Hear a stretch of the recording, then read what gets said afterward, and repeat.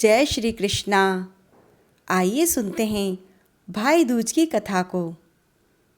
एक गांव में एक बुढ़िया माई रहती थी। उसके 7 बेटे और एक बेटी थी। उसकी बेटी की तो शादी हो चुकी थी और जब भी उसके बेटे की शादी होती तो फेरों के समय एक नाग आता था, उसके बेटे को ढस लेता, जिससे बेटे की वहीं मृत्यु हो जाती और उसकी बहू विधवा हो जाती। इस तरह करते उसके 6 बेटे मर गए। अब 7वें बेटे की शादी होना बाकी थी। इस तरह अपने बेटों के मर जाने से उस दुख से वह बूढ़ी माई रो रो कर अंधी हो गई थी। जब भाई दूज आने को हुई तो भाई ने कहा कि मैं अपनी बहन से तिलक कराने जाऊंगा। उसकी माँ ने कहा ठीक है। और उधर जब बहन को पता चला कि उसका भाई आ रहा है, वह खुशी से पागल हो गई और अपने पड़ोस में गई। वहाँ पर जाकर पूछने लगी कि जब बहुत प्यारा भाई घर आए तो क्या बनाना चाहिए। पड़ोसन उसकी खुशी को देखकर जल भून गई और उसने कह दिया कि दूध से रसोई लिप ले और घी में चावल पका ले। तो सीधी सादी बहन ने ऐसा ही किया।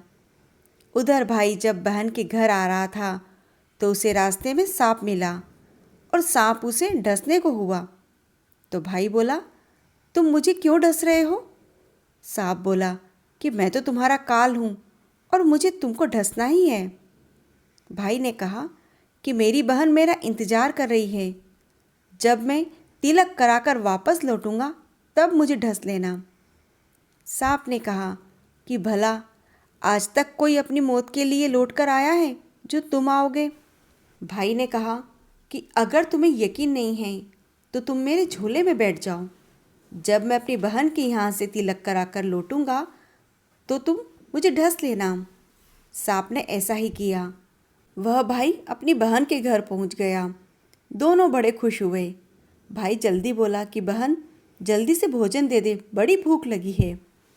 लेकिन बहन क्या करे, न तो दूध की रसोई सूखे न ही घी में चावल पके। भाई ने पूछा, बहन तू इतनी देर क्यों लगा रही है, क्या बना रही है? तब बहन ने बताया कि मैंने ऐसे ऐसे काम किया। भाई बोला, पगली, कभी घी में भी चावल पके हैं और दूध से कोई रसोई लीपता है? गोबर से रसोई लीप और दूध में चावल पका। बहन ने ऐसा ही किया। भोजन करके भाई को तो नींद आने लगी। इतने में बहन के बच्चे आ गए और बोले, मामा मामा हमारे लिए क्या लाए हो? भाई बोला, मैं तो कुछ नहीं लाया। लेकिन बच्चों ने वो झोला ले लिया जिसमें सांप था और जैसे ही उसे खोला उसमें हीरे का हार निकला। तो बहन बोली कि भैया तुमने बताया नहीं कि तुम मेरे लिए इतना सुंदर हार लाए हो। भाई बोला, बहन तुझे पसंद है तो तू ले ले, मुझे हार का क्या करना है। अगले दिन भाई ने कहा कि बहना अब मुझे घर जाना है, मेरे लिए खाना रख दे। बहन ने उसके लिए लड्डू बना करके एक डिब्बे में रख दिए।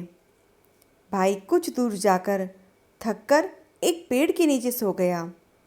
उधर बहन के जब बच्चों को भूख लगी तो माँ से कहा कि माँ भोजन दे दो। माँ ने कहा भोजन बनने में अभी देर है। तो बच्चे बोले कि मामा को जो रखा है वही दे दो। तो वह बोली कि लड्डू बनाने के लिए बाजरा पीसा था, वही बचा पड़ा है चक्की में, जाकर खा लो। बच्चों ने देखा कि चक्की में तो सांप की हड्डियाँ पड़ी हुई है। यह बात आकर उन्होंने अपनी माँ को बताई। तो माँ बावली होकर के भाई के पीछे भागी। रास्ते भर लोगों से पूछती रही कि किसी ने मेरा गोल मटोल सा भाई देखा है, किसी ने मेरा बावला सा भाई देखा है। तब एक ने बताया कि कोई लेटा तो है पेड़ के नीचे, देख लो, वही तो नहीं है। तो भागी भागी वह पेड़ के नीचे पहुंची। अपने भाई को नींद से उठाया कि भैया तूने वो लड्डू तो नहीं खाए? भाई ने कहा कि ये ले तेरे लड्डू, नहीं खाए मैंने। ले दे के लड्डू ही तो दिए थे, उसके लिए भी पीछे पीछे आ गई। तो बहन बोली, नहीं भाई तू झूठ बोल रहा है, ज़रूर तूने खाया है, अब तो मैं तेरे साथ चलूँगी। तो भाई ने कहा कि तू न मान रही है तो चल।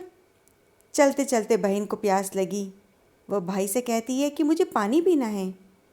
तो भाई बोला, अब मैं यहाँ तेरे लिए पानी कहाँ से लाऊं? देख, दूर कहीं चील उड़ रही है, शायद तुझे पानी मिल जाए। तब बहन वहाँ गई और पानी पीकर जब वह लौट रही थी तो रास्ते में क्या देखती है कि एक जगह ज़मीन में 6 शिलाएं गड़ी हैं और एक बिना गड़े रखी हुई है।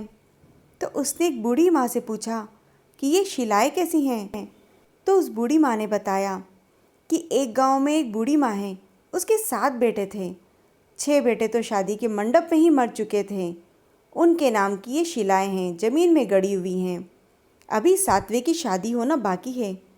जब उसकी शादी होगी तो वह भी मंडप में ही मर जाएगा। तब यह 7वीं शिला भी ज़मीन में गड़ जाएगी। यह सुनकर बहन समझ गई कि ये शिलाएं किसी और की नहीं, उसके भाइयों के नाम की है। उसने उस बूढ़ी माँ से अपने 7वें भाई को बचाने का उपाय पूछा। तो बूढ़ी माँ ने उसे बता दिया कि वह अपने 7वें भाई को कैसे बचा सकती है। यह सब जान करके वह वहाँ से अपने बाल खुले करके पागलों की तरह अपने भाई को गाली देती हुई चली। भाई के पास आकर बोलने लगी कि तू तो जलेगा, कूटेगा, मरेगा। भाई उसके ऐसे व्यवहार को देखकर चौंक गया और उसे कुछ भी समझ में नहीं आया। इस तरह दोनों भाई बहन अपनी माँ के घर पहुँचे। थोड़े समय के बाद ही भाई के लिए सगाई आने लगी। उसकी शादी तय हो गई। जब भाई को सेहरा पहनाने लगे तो वह बोली, इसको सेहरा क्यों बंधेगा? ये तो मेरे बंधेगा, मैं पहनूंगी। ये तो जलेगा, मरेगा। सब लोग परेशान होकर सेहरा बहन को पहना देते हैं। बहन ने देखा कि उसमें कलंगी की जगह सांप का बच्चा था। बहन ने उसे निकाल के फेंक दिया। अब जब भाई घोड़ी चढ़ने लगा तो बहन फिर बोली कि यह घोड़ी क्यों चढ़ेगा? घोड़ी पर तो मैं बैठूंगी। ये तो जलेगा, मरेगा। इसकी लाश को चील कौवे खाएंगे। सब लोग बहुत परेशान हो गए और सबने परेशान होकर के बहन को ही घोड़ी पर चढ़ा दिया। अब जब बारात चलने को हुई तब बहन बोली कि ये क्यों दरवाजे से निकलेगा? ये तो पीछे के रास्ते से जाएगा, दरवाजे से तो मैं निकलूँगी। जब वह दरवाजे के नीचे से जा रही थी तो दरवाज़ा अचानक गिरने लगा। बहन ने एक ईंट उठाकर अपनी चुंदरी में रख ली। दरवाज़ा वहीं रुक गया।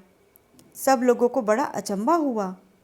रास्ते में एक जगह बारात रुकी तो भाई को पीपल के पेड़ के नीचे खड़ा कर दिया। बहन कहने लगी, ये छाँव में क्यों खड़ा होगा? ये तो धूप में खड़ा होगा, छाँव में तो मैं खड़ी होंगी। जैसे ही वह पेड़ के नीचे खड़ी हुई, पेड़ गिरने लगा। बहन ने एक पत्ता तोड़कर अपनी चुंदरी में रख लिया। पेड़ वहीं रुक गया। अब तो सबको विश्वास हो गया कि यह बावली कोई जादू टोना सीख कर आई है, जो बार बार अपने भाई की रक्षा कर रही है। ऐसे करते करते फेरों का समय आ गया। जब दुल्हन आई तो उसने दुल्हन के कान में कहा कि अब तक तो मैंने तेरे पति को बचा लिया, अब तू ही अपने पति को और साथ ही अपने मरे हुए जेठों को बचा सकती है। फेरों के समय एक नाग आया और जैसे ही दूल्हे को ढसने को हुआ, दुल्हन ने उसे एक लोटे में भर के ऊपर से प्लेट से बंद कर दिया।